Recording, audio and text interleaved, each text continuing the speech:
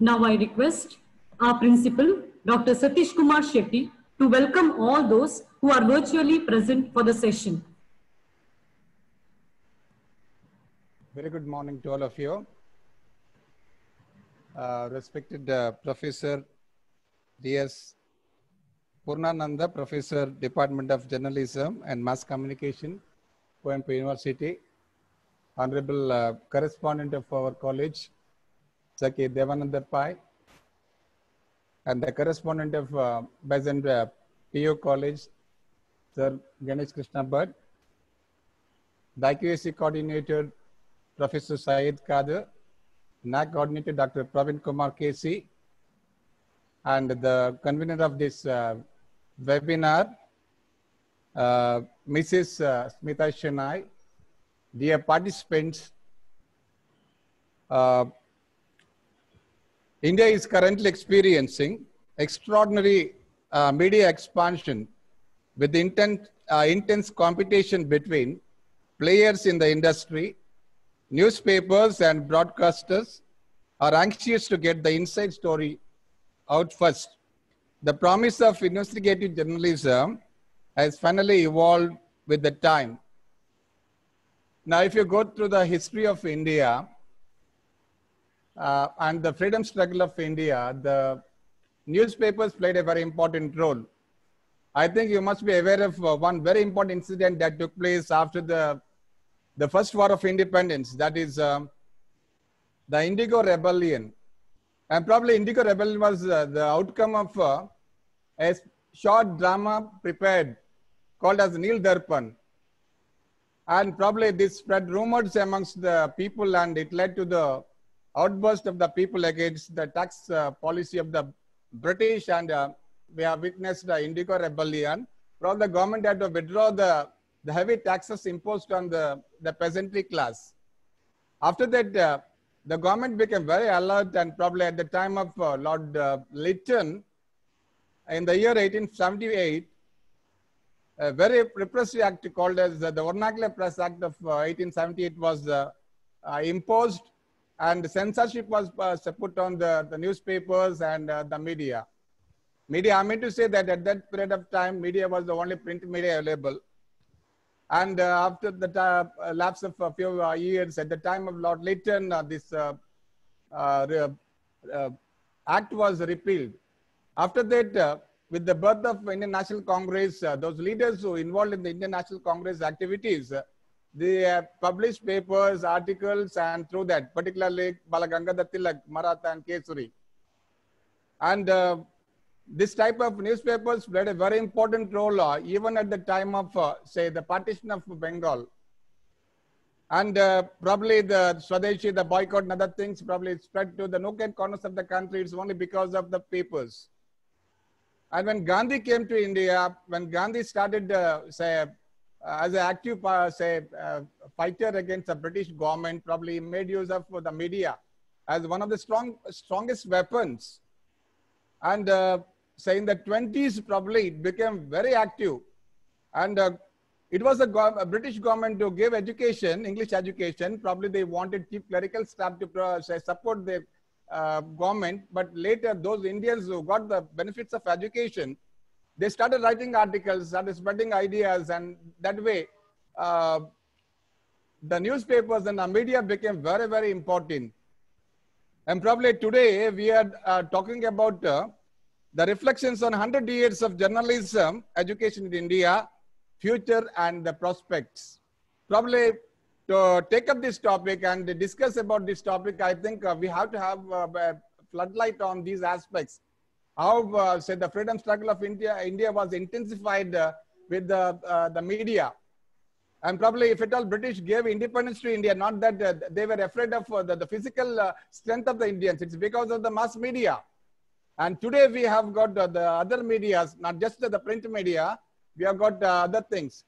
Even say in the village level, papers which were say, limited in circulation, probably in Mangalore, say the Mangalore Varta had only 100 circulations, but people say used to say take up this as a very important source of information, and accordingly the the conspiracies were hatched against the government, and thus there was outburst against the government. So probably, sir, Professor Poorananda is going to throw lights on all these aspects, sir.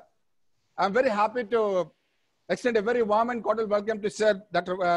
D.S. Poorananda, the Professor, Department of Journalism and Mass Communication, Coimbatore University, Shivamogga, who will be delivering a lecture on this aspect. I, on behalf of the management, on behalf of the correspondent, staff, and on behalf of the participants, extend a very warm and cordial welcome to you, sir. Welcome to you. Thank you. Thank you. I extend a very warm and cordial welcome to our beloved correspondent and the Secretary of Women's National Education Society, Sir K. Devananda Pai. He is known for his dedicated service and commitment to the growth of our institution. He is a role model to all of us. I extend a very warm and cordial welcome to him for his gracious presence. Welcome to you, sir. Sir, Sri Beltangadi Ganesh Krishna Bhatt, management member and the correspondent of Besant PO College, is attending all our webinars. So far, we have conducted more than 14 webinars. He was present for all without fail. Appreciating his presence and encouraging words, I express my thanks to him. I, on behalf of the college, on behalf of the management, and a very hearty welcome to him. Welcome to you, sir, to this function. I congratulate and welcome the convener of the webinar, Mrs. Smita Shenoy, HOD Journalism, for her initiative in organizing this webinar. A very warm and cordial welcome to you, madam. This is our 15th webinar with the 19 quiz programs, 3 more webinars, 2 art competitions, 1 quiz, 1 FDP are on the queue. This speaks about the hard efforts and enthusiasm shown by our colleagues. Appreciating their initiative and support for quality initiative, I wholeheartedly welcome all of them to this webinar. A warm and cordial welcome to the IQAC coordinator, Syed Kadir, NAC coordinator, Dr. Praveen Kumar Casey, for their initiative in organizing this webinar. Special thanks to the technical staff, Mr. Ritesh and Mr. Ravindra Murthy. Last but not the least, a very warm and cordial welcome to all the participants for attending this webinar. Thank you and have a fruitful session ahead. Thank you. Thank you, sir. Now I request Sri K. Devanand Pai, Secretary of Women's National Education Society and correspondent, Besant Women's College, to convey his best wishes to the program. Good morning, ladies and gentlemen. My fellow member on the Governing Council, Mr. Ganesh Bhatt, the principal, Dr. Satish Kumar Shetty, the guests and the speaker, Dr. D.S. Poorananda, Professor, Coimbatore University, the coordinator and the HOD of Journalism Department, Mrs. Smita Shenoy, the chief of the IQAC, Professor Syed Kadir, the NAC coordinator, Dr. Praveen Kumar, the participants, ladies and gentlemen. We are proud that the founder of our institution, great philanthropist, philosopher, forerunner of women's education, Dr. Annie Besant, started journalism education in India. Though short-lived, her mission to make journalism an academic subject has borne fruits today. Media freedom has been deteriorating around the world over the past decade. In some of the most influential democracies in the world, populist leaders have overseen concerted attempts to throttle the independence of media sector. Experience has shown, however, that press freedom can rebound from even lengthy stints of repression when given the opportunity. The basic desire for democratic liberties, including access to honest and fact-based journalism, can never be extinguished. In some of the most influential democracies in the world, large segments of population are no longer receiving unbiased news and information as the efforts to throttle their independence. Common methods include government-backed ownership changes, regulatory and financial pressure, and public denunciation of honest journalists. The goal is to make the press serve those in power rather than the public. Populist leaders present themselves as the defenders of an aggrieved majority against liberal elites and ethnic minorities whose loyalties they question and argue that the interest of the nation as they principles like press freedom, transparency, and open debate. We at Benson started journalism department way back in the year 1985 and are growing with the time to take up the challenge of providing best opportunity to our students. I thank the professor, Dr. D.S. Purnananda, for his address in a short while from now to the students, teachers of the subject. I extend my best wishes to the resource person, coordinator, Professor Smita Shenai, and the team, and all the participants. All the best. Have a nice day.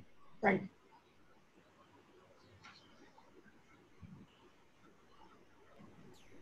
Thank you, sir. I now request Ms. Smita Shenoy, Program Coordinator and HOD of Department of Journalism, to introduce the resource person, Dr. D.S. Purnananda, Professor, Department of Journalism and Mass Communication, Kuvempu University, Shimoga.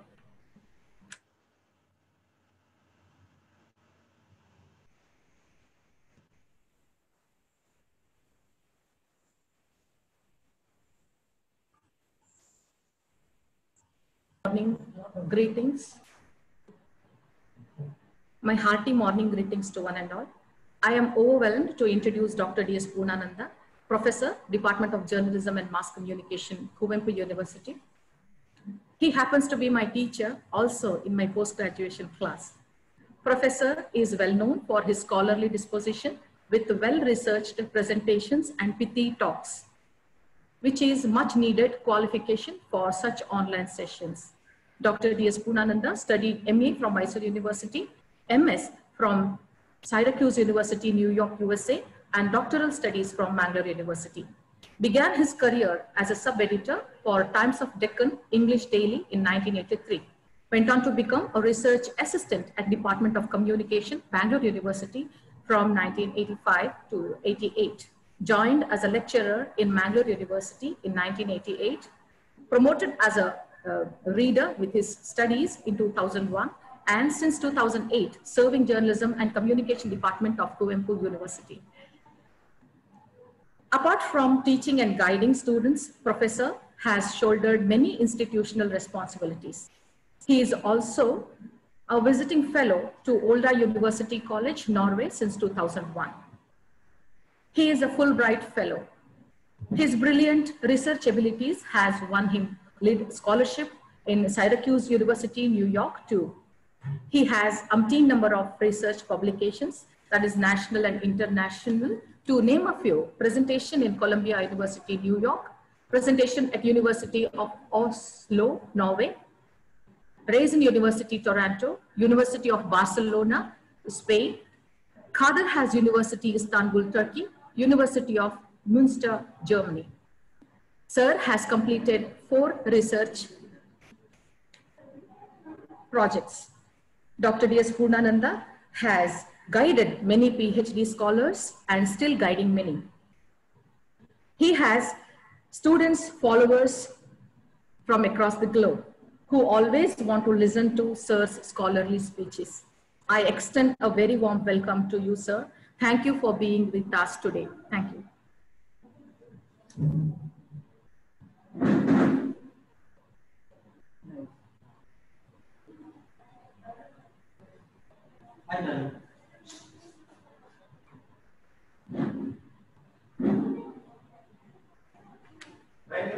Hello. I am greatly honored to be invited to a great institution like Besant Women's College in Mangalore. Some of you might know that I was teaching at Mangalore University for over 2 decades, and I have visited this college several times. So I'm very happy to be a resource person in this in this session.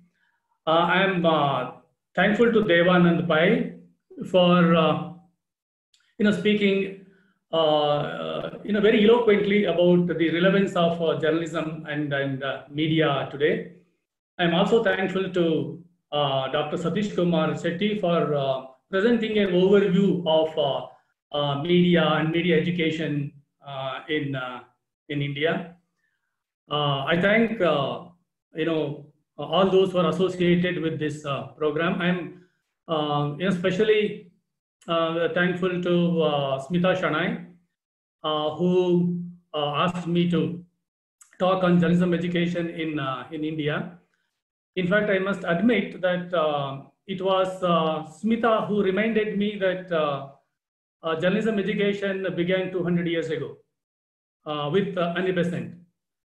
And it's very important that this kind of a program is organized by the Women's College, Besant Women's College.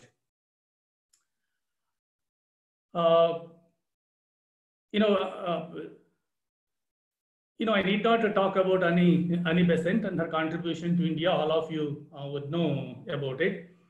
But what is important is that Annie Besant made the first attempt to start journalism education in this country way back in 1920.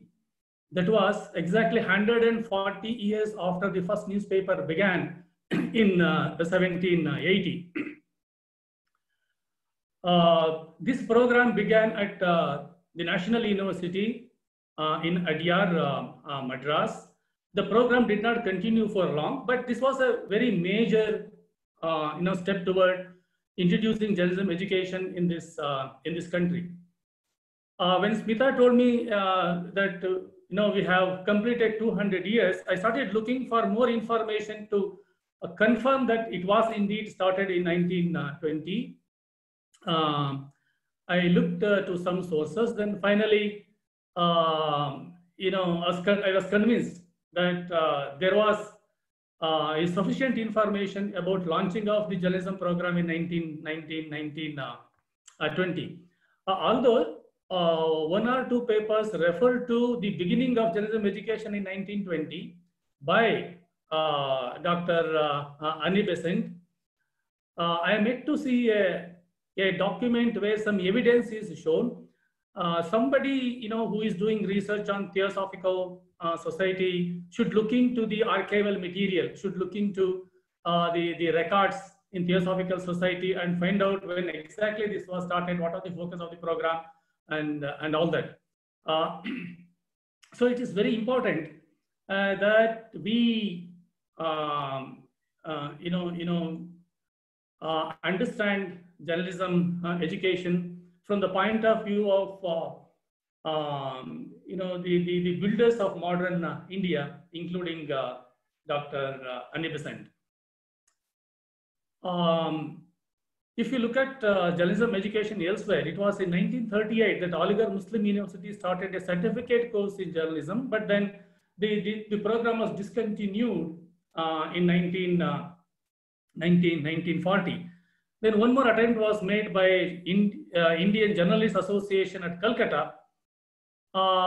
This association tried to sponsor a course in journalism, but this effort also did not last long.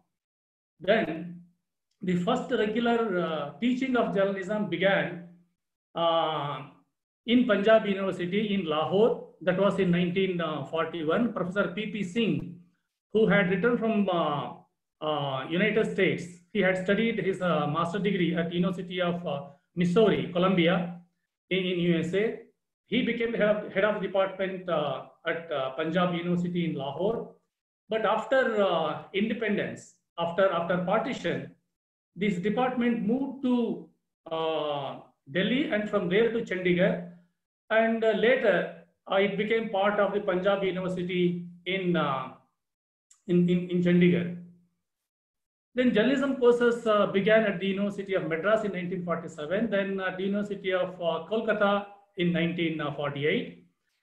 But it was only in the 1950s that journalism began to be taught in colleges on regular basis.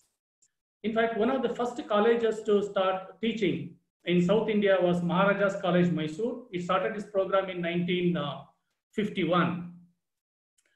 And then the second most important college to offer journalism program was the Hislop College in Nagpur. That program began in 1952-53. Professor K.E. Eapen, who became the chairman of Bangalore University's communication department in the 1970s, was heading this department in the early 1950s. Then, this Hislop College program began with a certificate course, then it became a diploma. Then this venture could not be continued for a long time by the college. Then it became part of Nagpur University. Now, this program is part of Nagpur University. Then it was in the 1970s that universities began offering postgraduate programs. The postgraduate programs at the University of Mysore and University of Bangalore began in the early 1970s. The Mysore University's mass communication, then it was actually journalism department, began in 1972. It was headed by one of the doyens of journalism education in India, Professor Nadiga Krishnamurthy. In fact, next year, Mysore University will be celebrating the golden jubilee of the starting of a master's program in journalism and mass communication. I'm sure, Mysore University will, take some initiative to make this particular occasion memorable. In fact, many of those who were in the first batch of master's program in Mysore University occupied very high positions in the media. Then Bangalore University's department, communication department began in 1973 with Professor Eapen as the chairman. Then later, Professor H.S. Ishwara joined the department. Then Professor Leela Rao, Professor Sridhara, and others joined the department. In fact, this was the first department in the country to have a CCTV facilities. Many of you might know that communication department of Bangalore University produced well-known scholars and journalists. Many of you might have read books written by Srinivas Melkote. He was a product of Bangalore University's communication department. And well-known journalist Raj Changappa is from the department. Anita Pratap is from the department. And many of those who are occupying high positions in media and in the government's Department of Information came from Mysore University and Bangalore University departments. In fact, most of the teachers, senior teachers in Karnataka and elsewhere today have come from Mysore University. After Mysore and Bangalore universities, University of Kerala began a program, a master's program in 1976. Then Calicut University began a master's program in 1978. So what I'm telling you is that journalism education in South India is more widespread as compared to Northern India. And almost all universities today have both bachelor's and master's programs.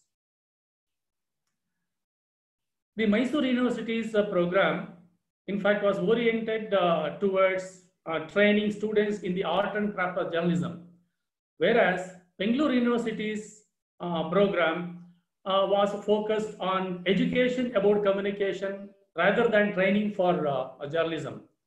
The UG program, which was called BS in Bangalore University, was in a broader frame of social communication, whereas the master's program was aimed at producing scholars. And it introduced a lot of new subjects which were not particularly dealing with journalism, but these were allied subjects like population communication and folk media.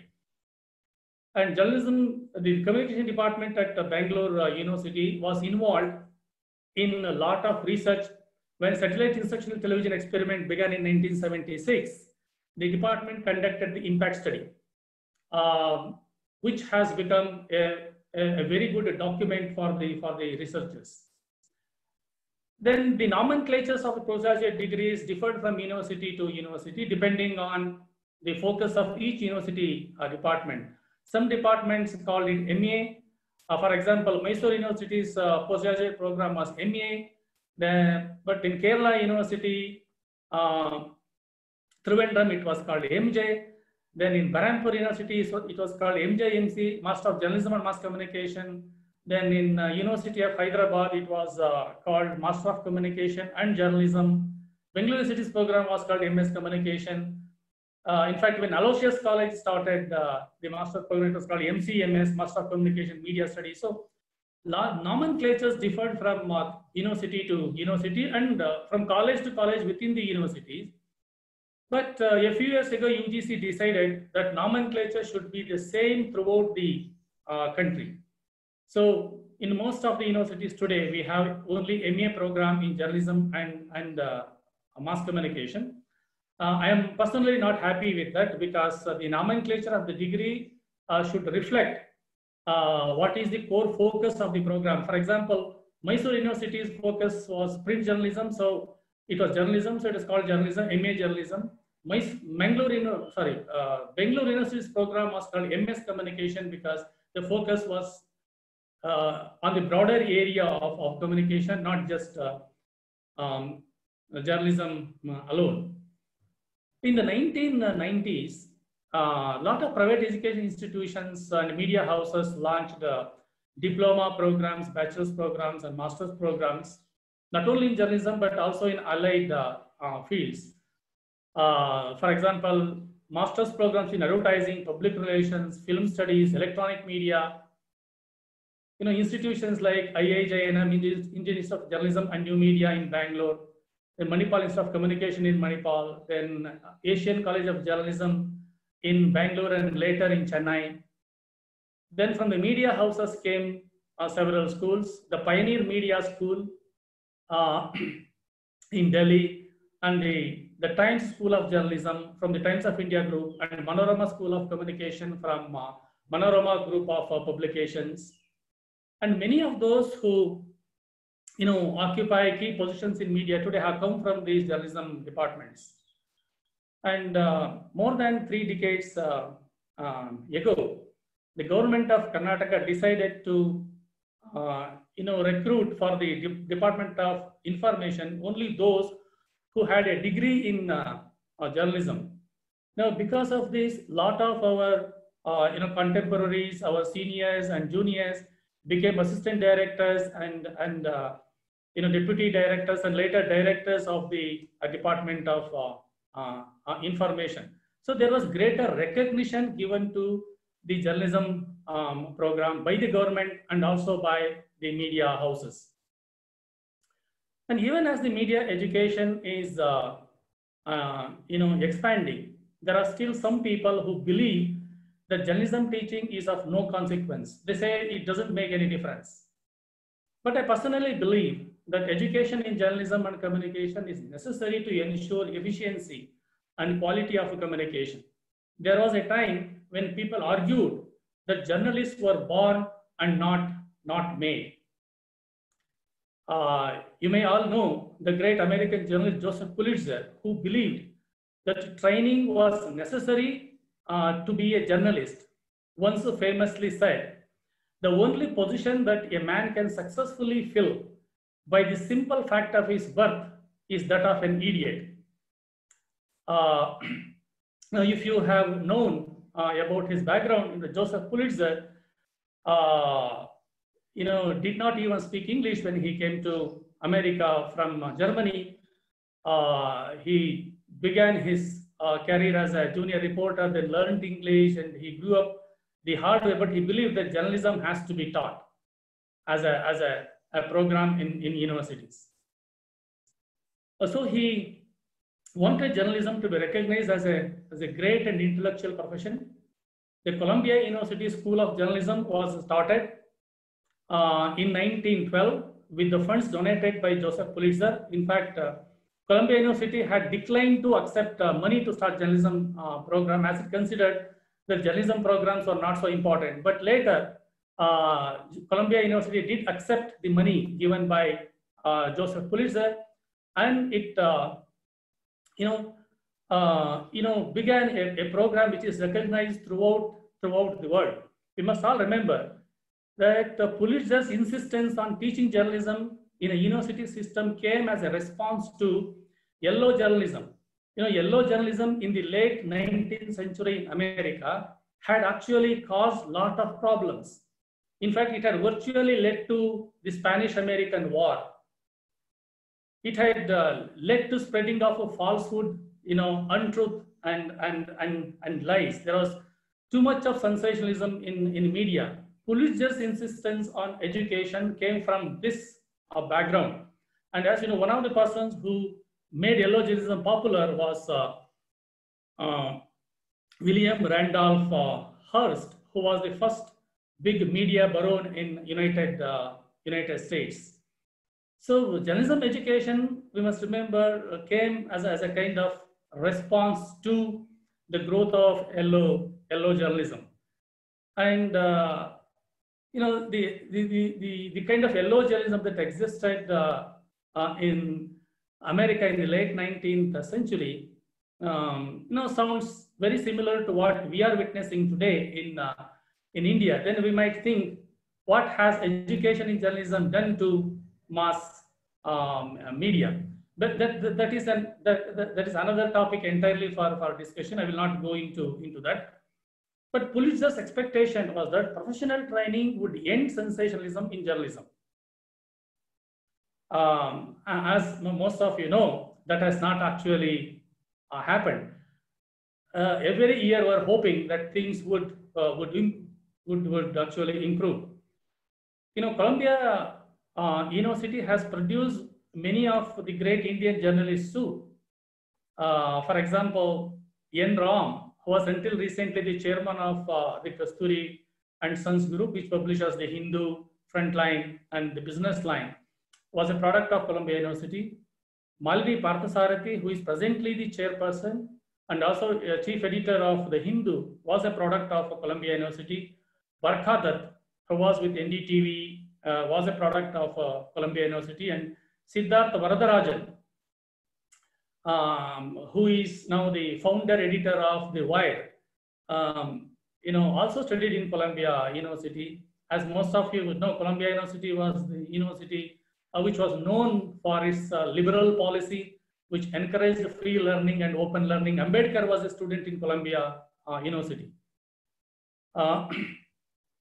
Pulitzer wanted the profession of journalism to be like the profession of law and medicine. Lawyers and doctors have to have a degree in their respective fields. There are professional norms which govern the practices of law and medicine. If to be a lawyer or to be a doctor, you need to obtain license. You'll have to register yourself. So you have to follow the rules, you have to follow the norms adopted by these professional organizations. For example, Indian Medical Association, which issues registration to doctors, can cancel the license given to a doctor if he is not practicing as per its norms. The Bar Council of India can actually remove or cancel the registration of a lawyer if he is not following the tradition of treating law as a sacred profession. So lawyers and doctors are under the control of professional organizations. That has not happened in case of journalism. A licensing of journalism is something that some people have been demanding, because they believe that licensing of journalists is important to make sure that professional practices are put in place, that people don't become sensational in what they produce, and that they don't produce lies, they don't produce half-truths, and they adhere to the best practices in journalism and mass communication. So far, this licensing has not happened, but there is accreditation. But accreditation is not like licensing. Accreditation only gives you certain privileges, certain concessions, certain benefits. it provides access to institutions, documents, records, and events. But then it is not like licensing where there is control on the journalists. Formal education in journalism is seen as actually one step towards licensing of journalists. But this has not happened anywhere in the earth. The profession of journalism is different from law and medicine because it has to do with the freedom of speech. It has to do with the views of the people, opinions of the people. You can't stop someone from publishing saying that you don't have a degree in journalism. You can't stop somebody from becoming a reporter because he does not have a degree in journalism. There are no certifying authorities here, and such certifying authorities, people say, cannot actually come in the way of preventing someone from expressing himself.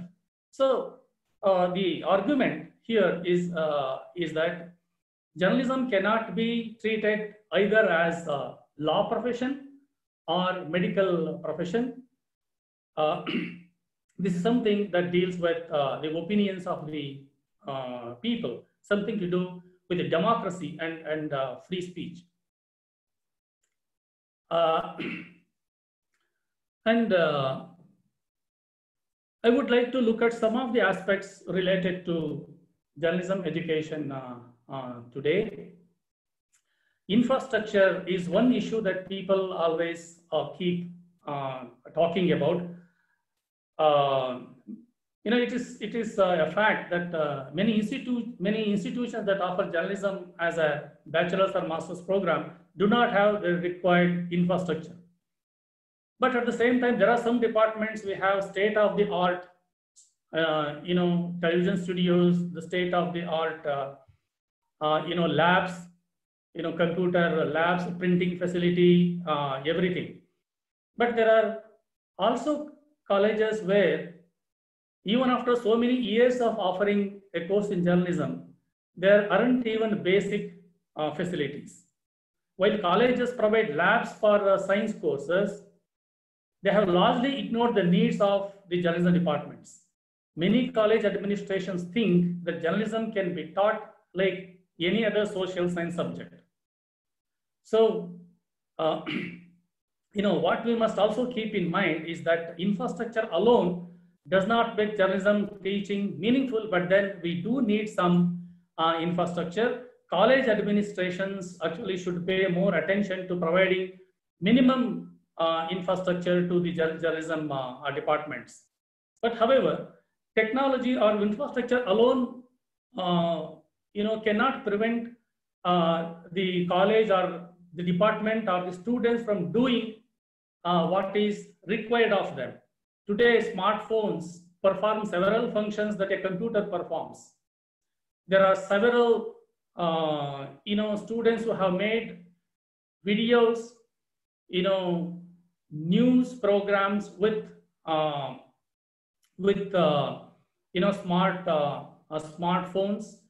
Some of you must have seen NDTV today produces a lot of programs with only Samsung smartphones. So huge studios, huge setup, huge labs are no longer required for a journalism program to be taught. You may recall some years ago there used to be a huge OB van, outdoor broadcasting van, present at the place where an event was taking place. Today, all those things have disappeared. Mobile phone is enough to capture and to also broadcast a program live.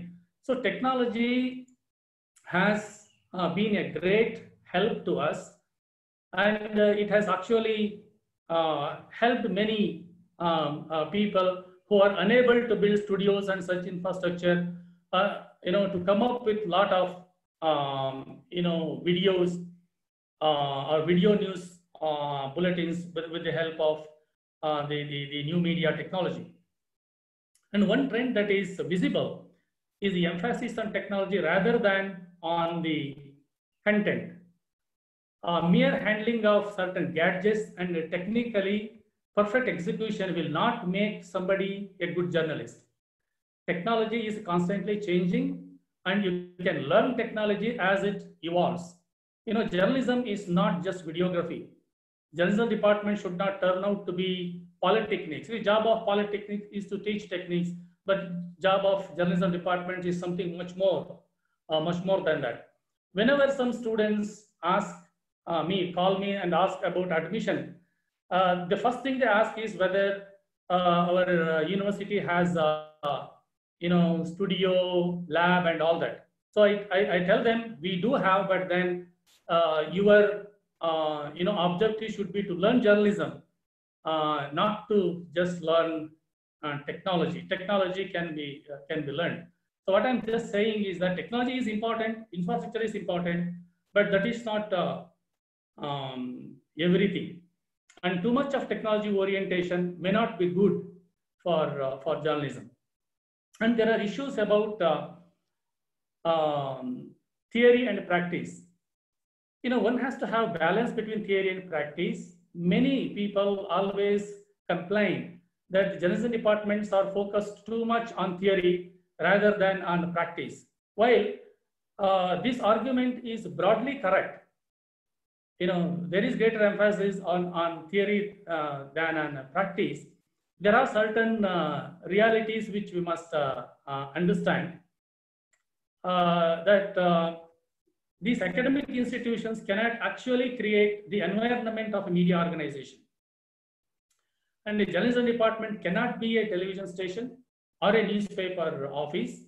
And in order to give them hands-on experience in a media organization, internships have been made compulsory, especially at the postgraduate level. But still, I admit that practical training is lacking in journalism departments. But even with that limitation, it is possible to offer good orientation to young people to become journalists. Then as far as professional practices are concerned, there is certainly a gap between what is taught and what exists in the profession. Journalism departments are expected to teach the best practices, the best professional values and ethics. If some newspapers are using some trivial language, if newspapers are using sensationalism, and if newspapers are producing stories as per the demands of the advertisers, all that cannot be taught as a standard practice. So many of the students who go into the profession come and tell us, so this is how the packaging happens in the newspaper office, in television station. This is not what is taught here. As institutes offering education, we have certain limitations. We can teach some aspects of journalism as a business, journalism as a trade, but there are certain tricks of the trade which have to be learned only in the profession. You know, we cannot actually create that kind of an environment where people learn certain tricks. These tricks can be known only when you have hands-on experience in a media organization. And theory is important in making students familiar with professional values. For example, balance, fairness, accuracy, objectivity. And theory is also important to promote critical thinking. While teaching the art and craft of journalism should be the focus of education institutions, it is important to teach them the responsibilities they have towards the society. One cannot be a journalist if he has biases and prejudices. If a student sees himself within the frame of race, within the frame of religion, within the frame of caste, he or she will not be able to present an objective report of an event or an issue. A journalist should be an independent observer with an open mind. You know, to quote Kuvempu, a student of journalism should grow up to be a universal human being. Everyone should try to become a Vishwamanava. One should grow above his or her identities. So this is important because prejudices of journalists can cause serious harm to the democratic system. because democratic system is something which functions efficiently only when people are adequately informed. So,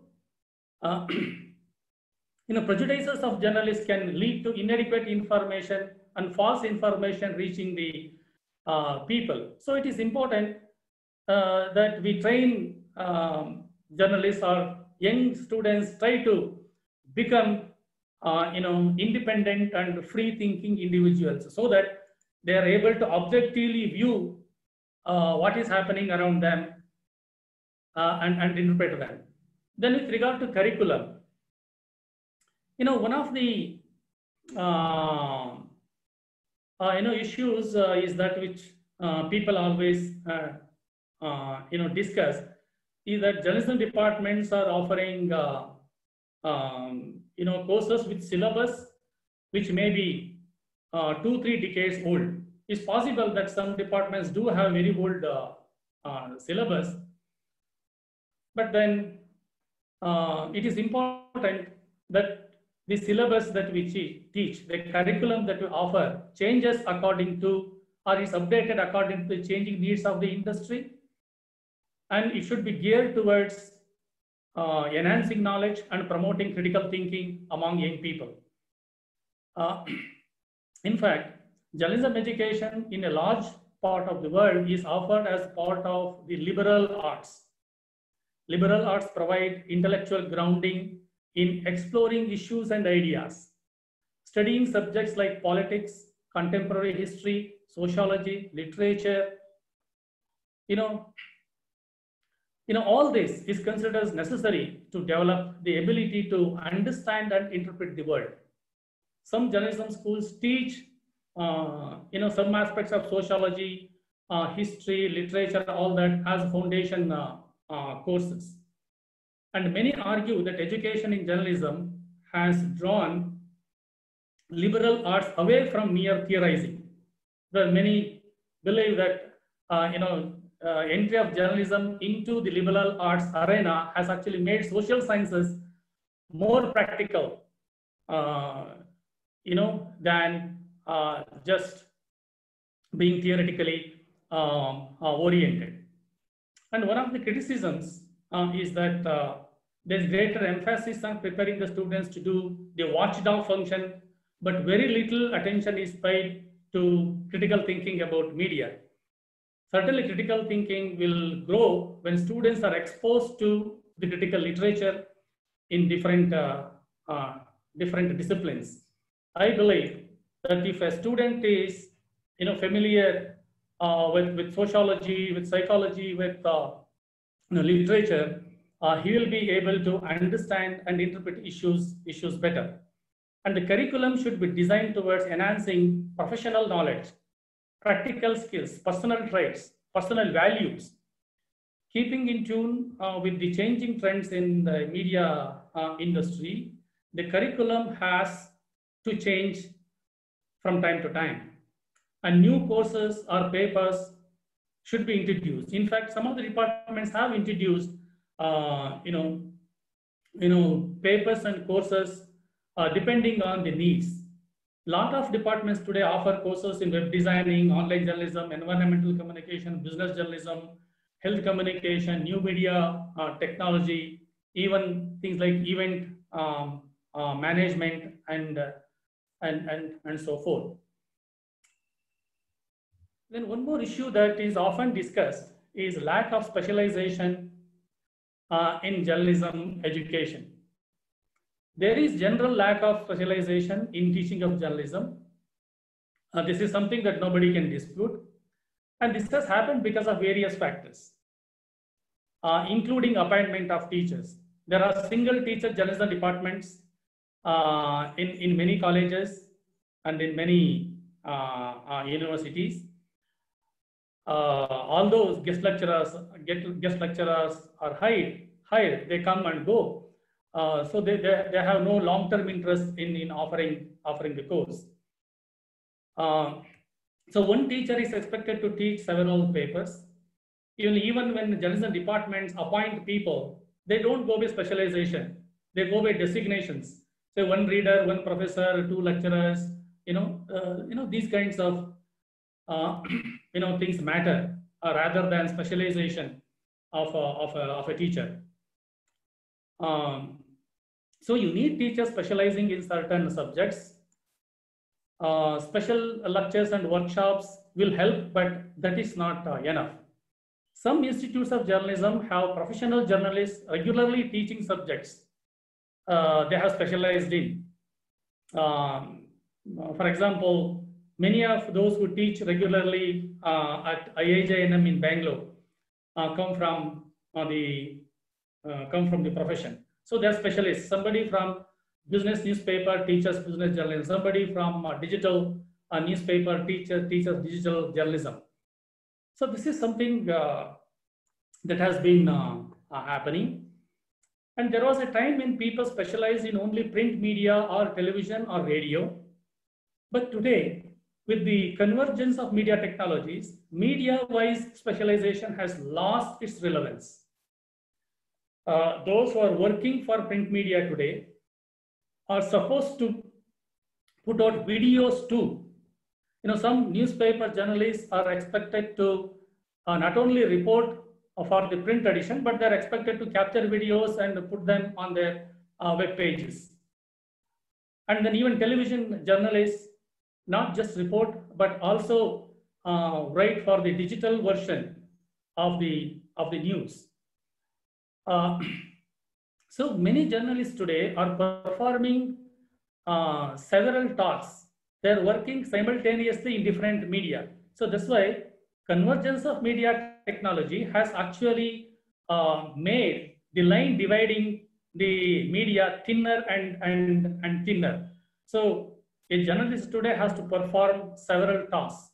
In fact, subject-wise specialization rather than media-wise specialization is being advocated by many professional organizations. You might know that there is an organization called World Journalism Education Congress.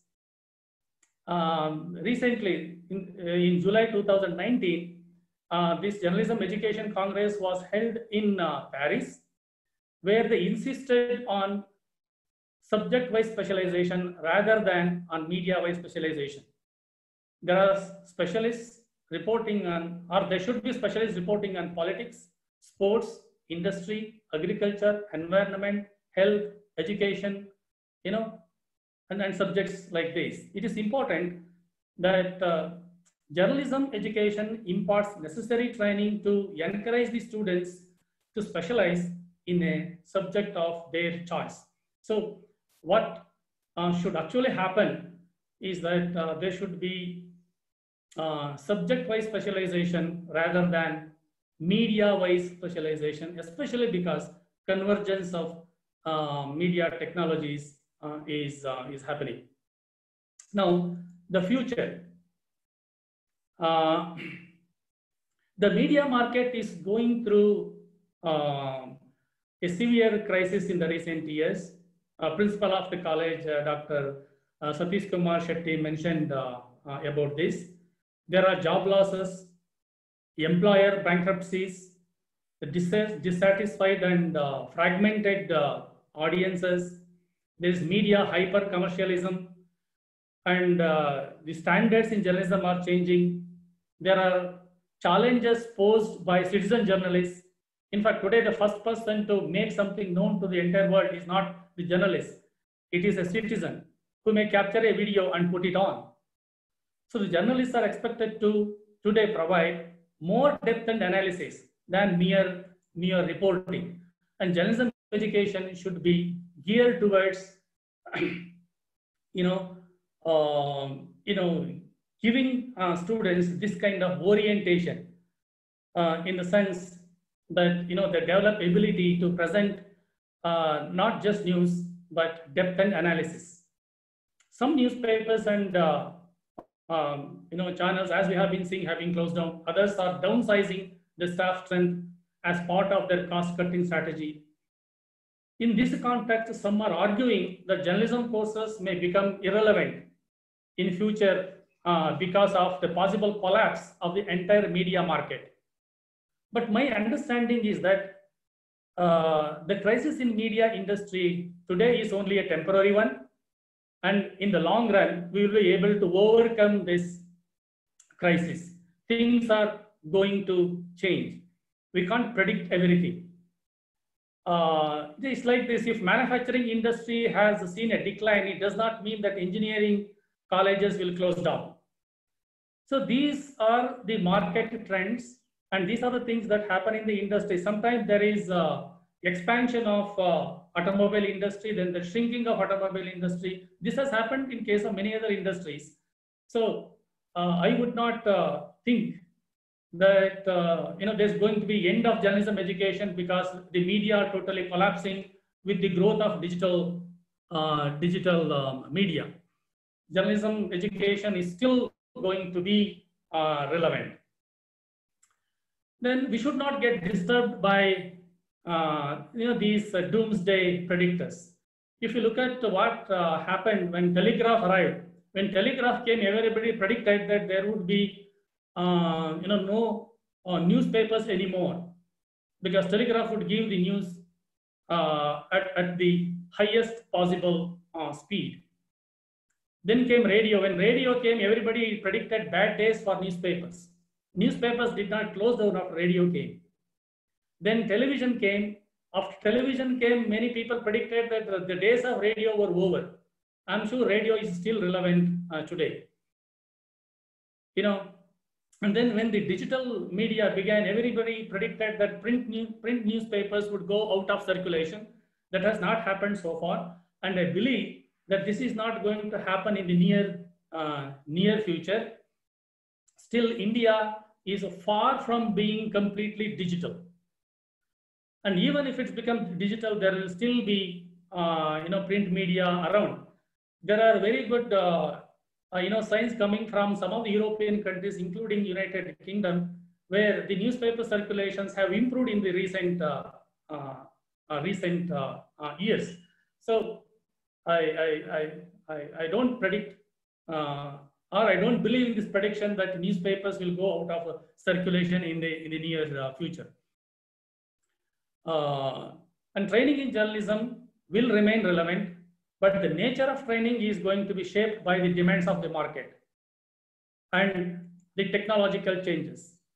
Malini Parthasarathy, who recently became the editor-in-chief of the Hindu group, has made it very clear that the entire group is moving, towards the digital media.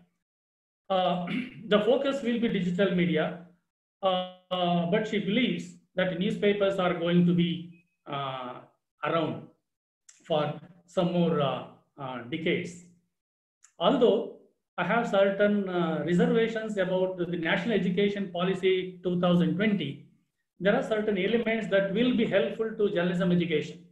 For example, this new education policy talks about multidisciplinary approach to higher education. The proposal is that all colleges will offer all kinds of courses.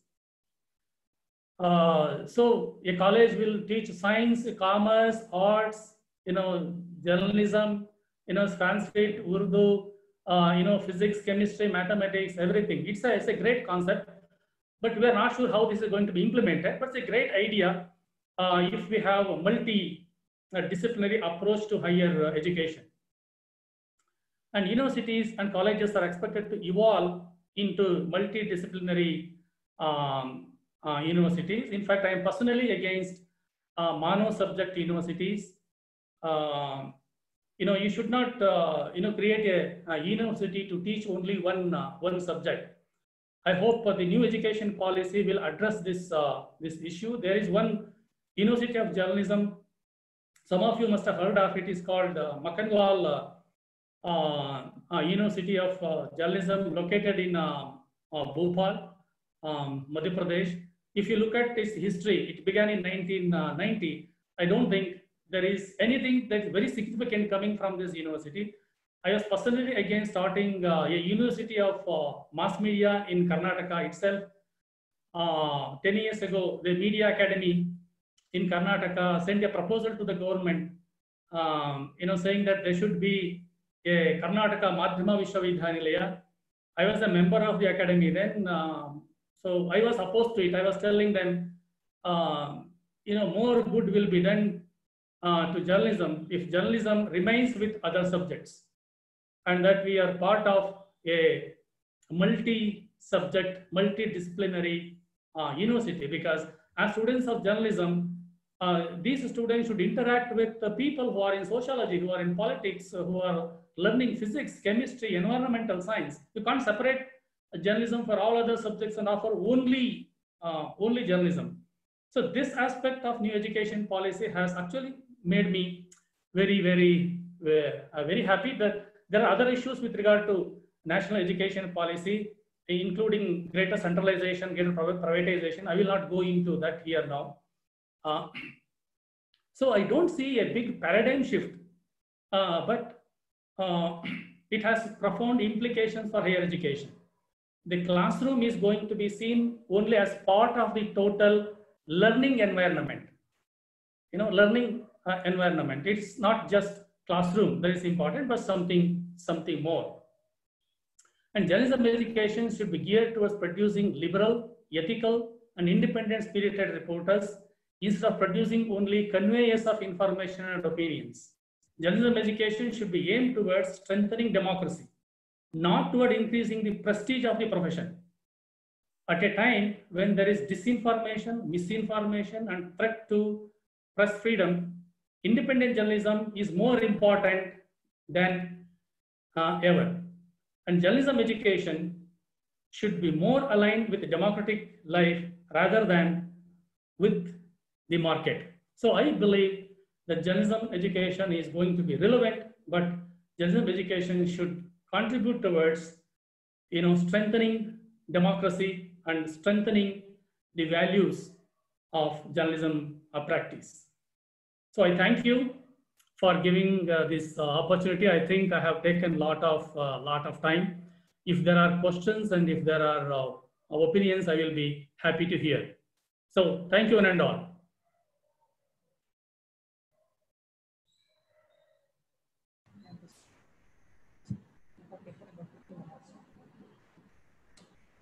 Thank you, sir. Thank you for such an interesting and informative session, sir. Moving on to the question and answer session. The first question, sir. Yeah. Is the sensationalism the main criteria bereft of ethics and truth and the percept of yellow journalism? If so, is it not a short-term ideology? No, it's, this yellow journalism has remained for over a century. Yellow journalism has not disappeared. It began supposedly with William Randolph Hearst with his New York Journal in the 1890s. It was because of the circulation war between the newspapers that America was pushed to Spanish-American War. And even if you look at the first newspaper in India, there were stories which were of very personal nature. There were stories about Warren Hastings and personal life of the Chief Justice of India. And even if you take the first newspaper of the United States, they are full of sensational stories. But as journalism evolves as a profession, it is important that we move, towards achieving greater,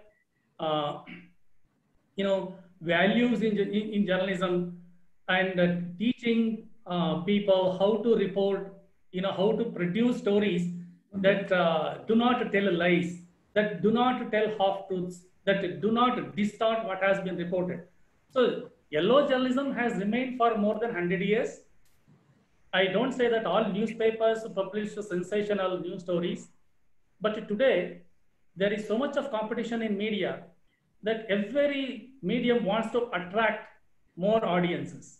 And one of the techniques they have resorted to is to sensationalize news stories, which is very sad.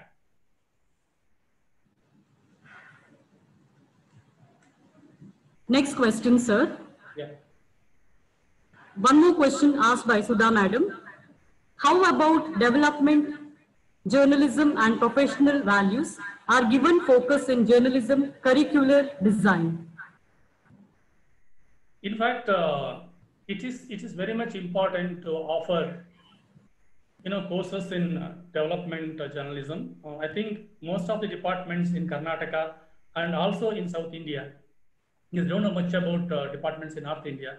Most of them do offer courses in journalism, in development journalism. But our entire focus is about social communication, how to communicate to the poor, to the ordinary people, how to put some new ideas into the people, how to bring about social change, how to make mass media responsible toward the society, in what way media can actually contribute to the development of the society. If it can introduce new or favorable health behavior, if it can move people to some action, whether it is environment, it is health, or something else. So development communication is an important area which the departments are focusing. In fact, from the industry, there has been a lot of resistance to teaching of a paper called development communication. They're saying this is irrelevant. So you teach them how to produce stories, how to do pagination, how to do that, how to do this. So they're more oriented towards making students perfect in using of technology, or mechanically writing the news story, rather than focusing on what constitutes development in our society. Next question, sir. Yeah. Isn't there a disconnect between what is being taught in journalism institutes and what is being practiced in the field? I think I focused on this in my presentation. I did talk about it. There is a huge gap. I don't deny that. But then, the things are changing so fast in the industry. It is very, very difficult for a journalism department which offers a 3-year program to change everything in matter of 2 or 3 months. And then there are certain practices which cannot be taught in journalism departments. I gave some examples. If students are writing fancy headlines, using nicknames for our political leaders, and for some of the thinkers in this country, that is not good journalism. You can't call a chief minister by a nickname and then use a very loose language. But these are the things that matter, as you have seen in social media, and also you have seen in tabloid media. The headlines are very sensational. The way the news is presented is different. The way the space is used is different. Although we teach pagination, we teach presentation, it's very difficult to actually teach those tricks of the trade. So in that way, we have serious limitation with regard to bridging the gap between what is taught and what actually exists in the market. So for that purpose, we have internship programs. These internship programs should actually help students have hands-on experience with regard to what is happening in the industry, in the newspaper office, in the editorial office of a newspaper. So last question, sir, final question. There is a gap between government universities and private universities when it comes to appointment of teachers and providing technical assistance to students. How to overcome such issue? There are certainly differences between government and private universities. Government universities, over the years, the funds that are being provided to the university are declining. So these many governments, universities, and college departments are unable to provide the kind of infrastructure that is needed. And even in terms of hiring teachers, there are a lot of norms to be followed in a public institution. Unlike a private institution, if a private institution wants to hire somebody, I can hire.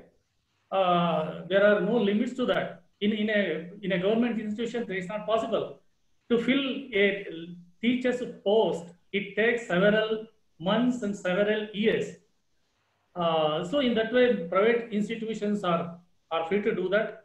And I must also say that these private institutions, charge very high fee.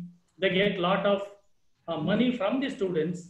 So that money is actually spent on providing infrastructure and also hiring talent from outside. So in that way, there are serious limitations. But as far as the teaching is concerned, I think public universities are making best efforts to provide students whatever is possible, within the limitations. So there are differences. How can you actually bridge the gap between some of the private institutions and government institutions?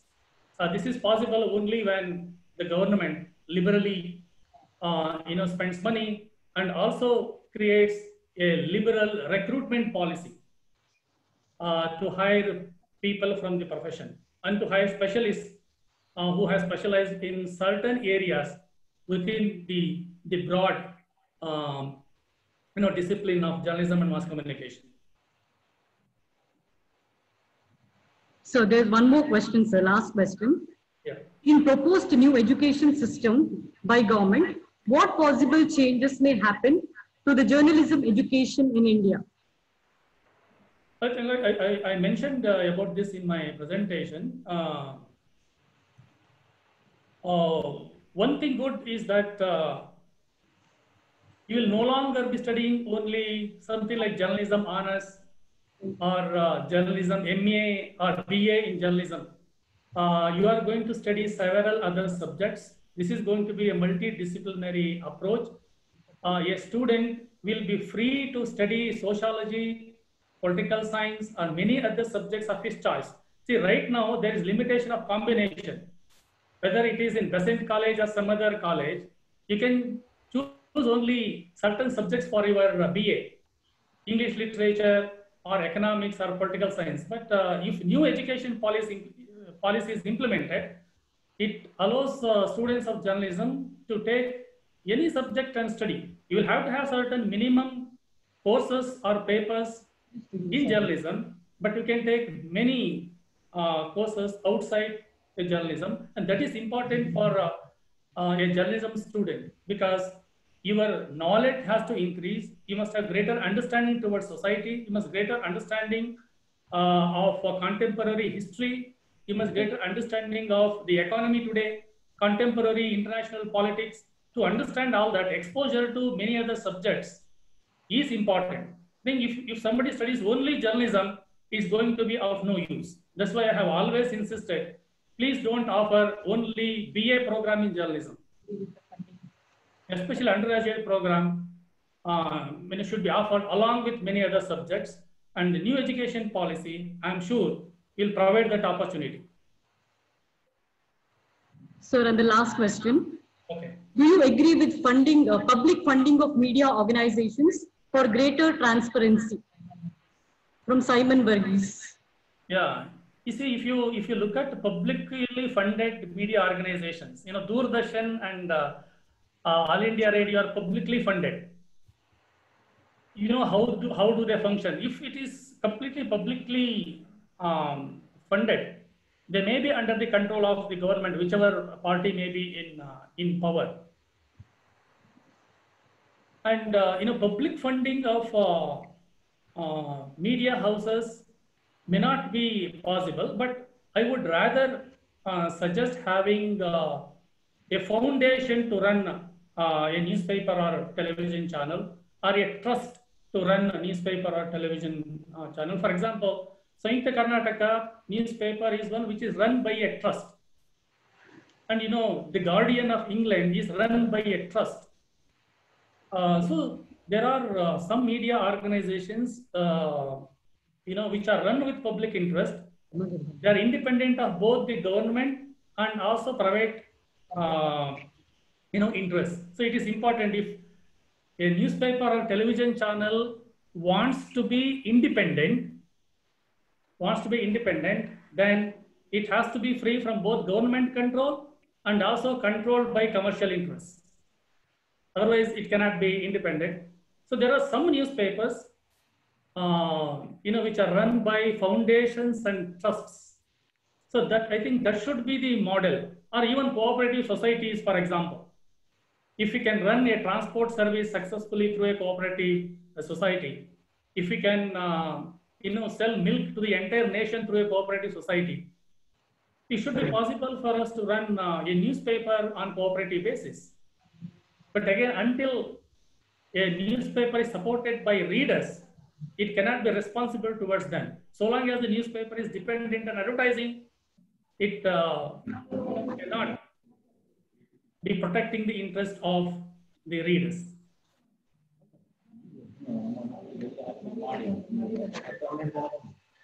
Thank you, sir, for interacting so well for the queries raised by our participants. Apart from this, many students, teachers, and professionals of journalism have sent thank you messages to you, sir. Thank you. Your session was too good. Thank you. Thank you. Now I request Ms. Smita Shenoy, Program Coordinator and HOD of Journalism, to propose the vote of thanks.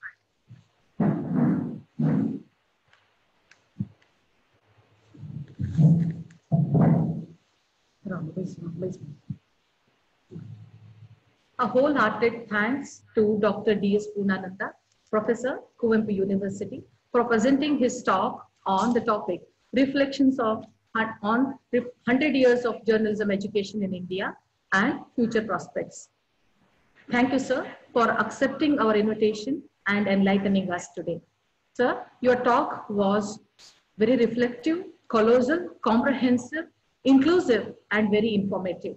Your valuable idea will bring changes in journalism education if implemented. Being from Kuvempu University, your message of journalists being universal human beings is well received by us all. My profound thanks to the students, teachers, scholars, and journalists who have participated very actively in this session. I thank Dr. Sapna Naik of Bangalore University for forming a WhatsApp group through which I could connect to many teachers across the state. I thank college principal, Dr. Satish Kumar Shetty, and correspondent, Sri Devananda Pai, for their guidance, and Sri B. Ganesh Krishna Bhatt for his support.